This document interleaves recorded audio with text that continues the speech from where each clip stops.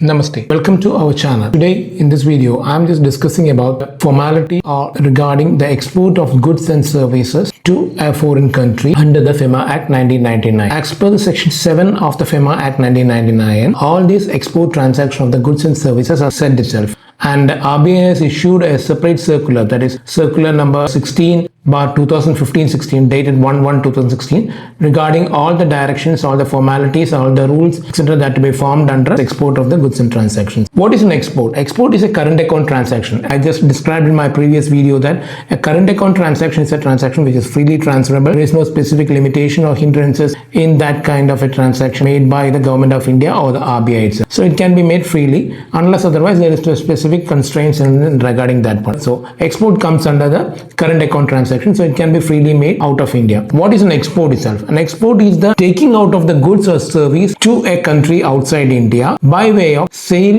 lease, hire purchase or consignment. A goods and service can be taken out of India. It can be done in the form of a sale or a lease or a hire purchase or a consignment. Sale means you know absolutely what is the meaning of the sale. Hire purchase means there is something leasing of the taking out of the goods in the form of a financial transaction itself. Leasing also, that's the lesser and lessee. Consignment is that sending of the goods to somebody else and they are selling the goods from the outside India. Goods as defined is the sale of goods. That means all goods defined under the dictionary meaning. Goods comes under goods itself. Then comes the services. Services means the functionalities that is provided to a person by another person is called the service itself. It includes banking, boarding and lodging, chitti, medical provision details, legal provision, accountancy provisions, financial services, etc. All these come. So if a chitti is just done from India to outside India, it becomes a service itself. If a medical advice or a medical thing is done from India to outside India, it is also a service itself. Some financing arrangement is from India and some lodging arrangement is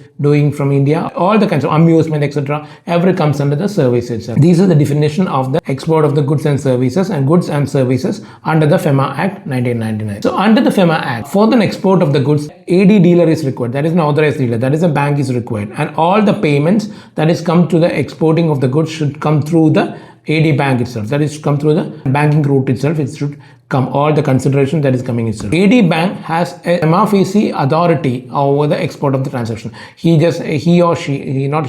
bank has all the authority regarding export of the transaction, all the permission, etc. and all the whatever be the things, hindrances, constraints, limitations, etc. that can be done by the AD bank on the recommendations of the RBI. So RBI is the prima facie authority. On subsidiary to that RBI, this authorized dealer banks comes itself. While doing an export, we should have what the exporter or the person who is sending the goods is called the exporter and the person who is receiving goods is called the buyer of the goods. If export means taking out of goods, import means from towards India is coming out. Import will come in another video itself. For exporting of the goods, the exporter should have to give the bill or the invoice or the bill of lading or the shipment bill to the AD bank for negotiation purposes. That is, the AD bank is the person who is negotiating or just getting the bill, so he might be sending it to the importer through the proper channel, etc. So the copy of the bill or the invoice should be given to the AD bank itself.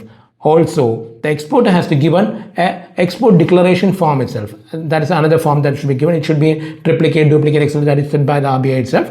So an export declaration form should be signed by the exporter. An export declaration form should contain export value of the full consideration or the export value of the goods that is exported from India itself.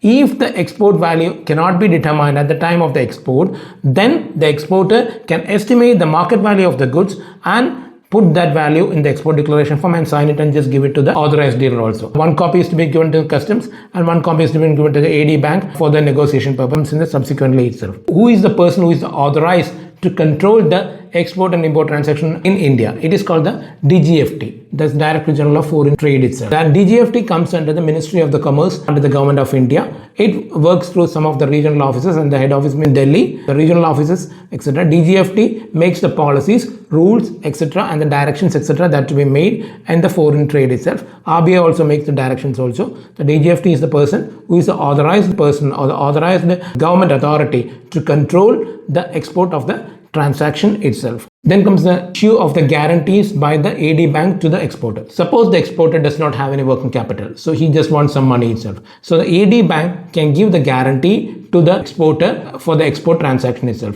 Guarantee means they give a guarantee for the financial value that the amount will be repaid to the buyer in case of a contingency arises from the exporter's hand itself. It can be done by the AD bank itself. It comes on the what is the invoice. An invoice will be there for any sale transaction because it is a document that is amount should be given to the seller itself. In the invoice itself, in the export transaction, the invoice should be made in the foreign currency or in Indian currency itself. A foreign currency means it's a freely convertible foreign currency. As far as concerned, Indian rupee is not, INR is not a freely convertible currency right now. Invoice can be done both in the freely convertible currency and the INR currency also. But the export proceeds should be received in India in foreign currency, convertible foreign currency itself. In special circumstances, under the permission of the RBI, it can be received in INR through the special escrow account of the AD bank itself. Then comes how much is the period of limitation of this export proceeds to India. That is, when you are selling your goods, some proceeds will be liable for you to get itself, or the sale consideration will be you to get it. And how much is the time period you should have to receive itself. You should receive, or the exporter should repatriate the export proceeds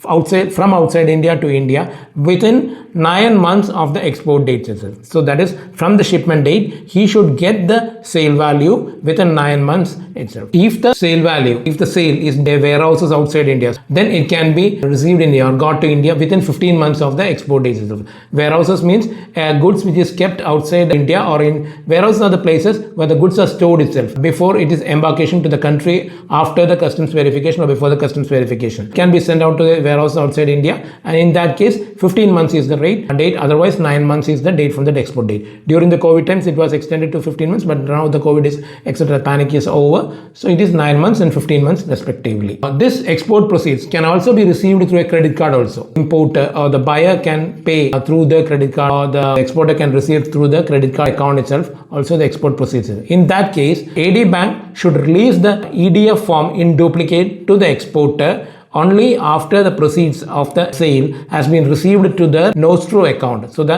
AD bank's nostro account should be credited by the sale proceed, and after that only AD bank could release the EDF form to the exporter itself in the case of the credit card itself. If the AD bank receives amount itself through the credit card, and the AD bank is not a credit card servicing agency, it may be some banks does not have the credit card itself, or some banks does not have the credit card servicing it. So in that case, the credit card servicing agency has to give a certificate to the exporter that all the sale proceeds has been received to them and the amount has been credited to the nostro account of the AD bank itself. If such kind of a certificate is just given to the AD bank only, then the EDF form will be released to the exporter itself. I just forgot to tell you that the EDF form is released in duplicate itself. One copy will be with the customs, and another copy the AD bank will be keeping for the negotiation purpose. After the negotiation of the sale proceeds is received within 99 months, the EDF form will be released to the exporter. So he just can keep that. That is what I have sent you. The EDF form will be released only after the credit card export proceeds is received in the nostro account of the AD bank itself. Thank you for watching my video. Send it to all your relatives, friends, etc. whatever may be the thing. See you in the subsequent videos regarding FEMA Act itself. Thank you once again. This is Rathish signing off.